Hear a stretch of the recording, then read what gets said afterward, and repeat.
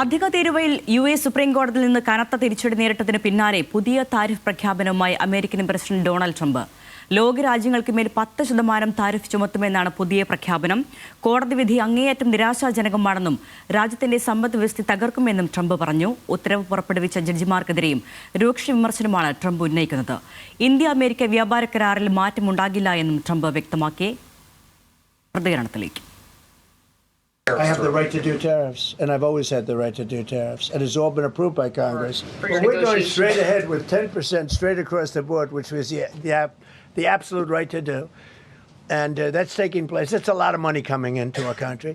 And then during that period of about 5 months, we are doing the various investigations necessary to put fair tariffs or tariffs, period. വിവരങ്ങളുമായി international ഡെസ്കിൽ നിന്ന് ബനീഷ ബാബു ചേരുന്നു. ബനീഷ, കോടതിയിൽ നിന്നുള്ള തിരിച്ചടി അംഗീകരിക്കാൻ ട്രംപ് തയ്യാറല്ല. അധിക തീരുവയിൽ പുതിയ ഭീഷണി മുഴക്കുന്ന ലോക രാജ്യങ്ങൾക്ക് മേൽ ഡൊണാൾഡ് ട്രംപ് ഒപ്പം കോടതിയെ തന്നെ വെല്ലുവിളിക്കുന്ന ഒരു സ്വഭാവത്തിലാണ് ട്രംപിന്റെ പ്രതികരണം. എന്തൊക്കെയാണ് വിശദാംശങ്ങൾ?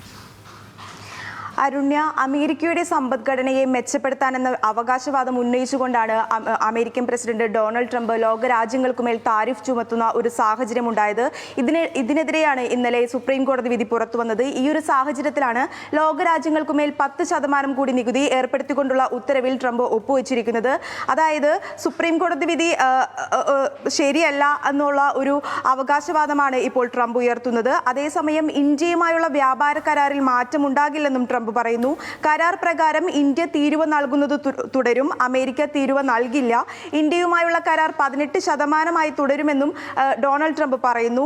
നരേന്ദ്രമോദിയുമായി ഊഷ്മള ബന്ധമാണ് തനിക്കുള്ളതെന്നും അമേരിക്കൻ പ്രസിഡന്റ് ഡൊണാൾഡ് ട്രംപ് പറഞ്ഞു വെക്കുന്നു.